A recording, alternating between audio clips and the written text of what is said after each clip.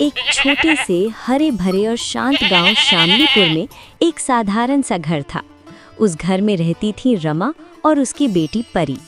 पति के निधन के बाद रमा की पूरी दुनिया बस परी ही बन गई थी। माँ बेटी का रिश्ता दोस्त जैसा था। दुख हो या खुशी, दोनों एक दूसरे से कुछ भी नहीं छुपाती थीं। परी उस वक्त 15 साल की थी, पढ़ाई में होशियार और स्वभाव से बेहद समझदार। उसका जन्मदिन कुछ ही दिनों में आने वाला था।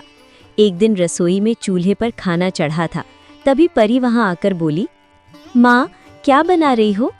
तेरी पसंद की दाल और रोटी, और हाँ, थोड़ी सी सब्जी भी। माँ, मैंने आज पूरा होमवर्क कर लिया है। अच्छा किया मेरी बच्ची, कुछ और कहना है क्या? माँ, मेरा जन्मदिन आ रहा है, क्या इस बार भी ऐसे ही निकल जाएगा? रमा के चेहरे पर एक पल के लिए चिंता आई, लेकिन उसने खुद को संभालते हुए कहा, नहीं रे, इस बार हम दोनों मिलकर मनाएंगे। बहुत धूमधाम तो नहीं, पर दिल से। परी की आंखें चमक उठी। सच? मैं 2 सहेलियों को बुला सकती हूँ? हाँ, लेकिन बस 2 ही। ठीक है माँ। रात को दोनों खाना खाकर चारपाई पर बैठी थी। ठंडी हवा चल रही थी। माँ, आपके हाथ का खाना सबसे अच्छा होता है और तेरा मुस्कुराना मेरी सबसे बड़ी दौलत है। रमा जानती थी कि गरीबी में पल रही उसकी बेटी कभी शिकायत नहीं करती। यही सोचकर उसका दिल और भी भर आता था। जन्मदिन के दिन रमा ने परी को अपने हाथों से बनी खीर खिलाई। उसी दिन पड़ोसन कल्याणी मिठाई लेकर आई। मेरी बेटी का जन्मदिन है आज, मेरी परी का भी। माँ, देखो ना, भगवान ने अपने आप मिठाई भेज दी। रमा की आंखें नम हो गईं। वक्त बीतता गया, परी बड़ी हो गई। रमा की उम्र ढलने लगी। एक दिन रमा की दूर की बहन गीता आई। गीता अपनी शादीशुदा बेटी से दुखी थी, जो अब उसे भूल चुकी थी। गीता की बातें सुनकर रमा के दिल में डर बैठ गया। कहीं मेरी परी भी। कुछ साल बाद रमा ने परी से शादी की बात की। परी पहले घबरा गई। माँ, मैं आपको छोड़कर कैसे रहूंगी? बेटी, मैं चाहती हूँ कि मेरे जीते जी तू सुरक्षित हाथों में चली जाए। परी ने माँ की आंखों में डर देखा और चुपचाप हामी भर दी। विक्रम मेहनती और सुलझा हुआ लड़का था। उसके माता पिता नहीं थे। बातों में सच्चाई थी। मैं परी और आपको कभी अकेला नहीं छोड़ूंगा, उसने कहा। रमा ने भरोसा कर लिया। शादी के कुछ महीनों बाद परी की दुनिया बदल गई। नए रिश्ते, नई जिम्मेदारियां। धीरे धीरे माँ पीछे छूट गई। रमा हर दिन दरवाजे की ओर देखती, शायद आ जाए। रमा जब परी के ससुराल से वापस अपने पुराने घर लौटी तो घर पहले से भी ज्यादा सूना लगने लगा था। दीवारें वहीं थीं, आंगन वहीं था, लेकिन अब उनमें हंसी नहीं गूंजती थी। रमा ने धीरे से आंगन में झाड़ू लगाई। हर कोना जैसे उससे सवाल कर रहा था, तेरी बेटी कहाँ है रमा? वो चुप रही। जवाब उसके पास भी नहीं था। रात होते ही रमा दिए की लौ को देखती रहती।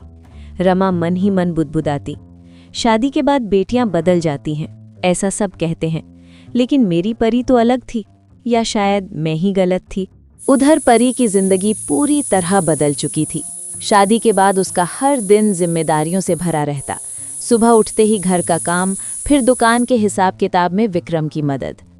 शुरुआत में परी रोज माँ को याद करती थी, लेकिन धीरे धीरे कल फोन कर लूंगी, परसों मिलने चली जाऊंगी, और ऐसे ही कल और परसों में माँ पीछे छूटती चली गई। एक दिन रमा को तेज बुखार आ गया। पड़ोसन कल्याणी आई और बोली, रमा बहन, तबीयत बहुत खराब लग रही है, डॉक्टर को दिखाओ। अरे कुछ नहीं होगा, बस थकान है। लेकिन अंदर ही अंदर वो टूट रही थी। कोई उसे माँ कहकर पुकारे, लेकिन फोन खामोश था। रमा ने एक बार खुद ही फोन उठाया, परी का नंबर डायल किया। फोन मिला, लेकिन कटा हुआ। शायद व्यस्त होगी। विक्रम की दुकान में हालात बिगड़ते जा रहे थे। एक गलत सौदे ने पूरा हिसाब बिगाड़ दिया। विक्रम परेशान होकर बोला, परी, समझ नहीं आ रहा क्या करूं। अगर ऐसा ही चला तो दुकान बंद करनी पड़ेगी। परी घबरा गई। पहली बार उसे अपनी माँ की बातें याद आईं। बेटी, पैसे आते जाते रहते हैं, लेकिन रिश्ते संभाल कर रखने पड़ते हैं। उस रात परी को नींद नहीं आई। अगली सुबह परी ने विक्रम से कहा, क्या हमने माँ के साथ गलत किया? विक्रम चुप रहा। उसकी खामोशी ही जवाब थी। जब सब ठीक था तब हमने माँ को भूल गए, और आज जब मुश्किल आई तो भगवान हमें आईना दिखा रहा है। गांव का एक आदमी रमा के पास आया और बोला, बहन जी, आपकी बेटी और दामाद की दुकान डूब गई है। रमा का दिल कांप उठा, लेकिन आंखों में एक अजीब सा सुकून था।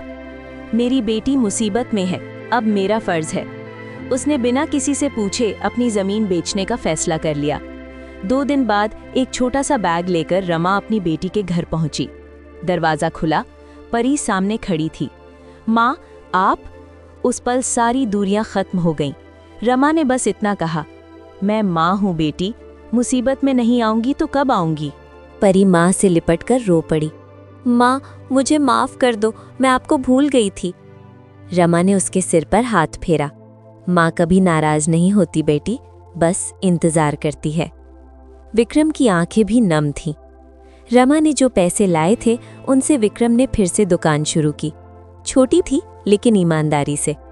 परी अब रोज माँ के साथ बैठती, बातें करती। वो समझ चुकी थी कि पति जीवन का साथी होता है, लेकिन माँ जीवन की जड़ होती है।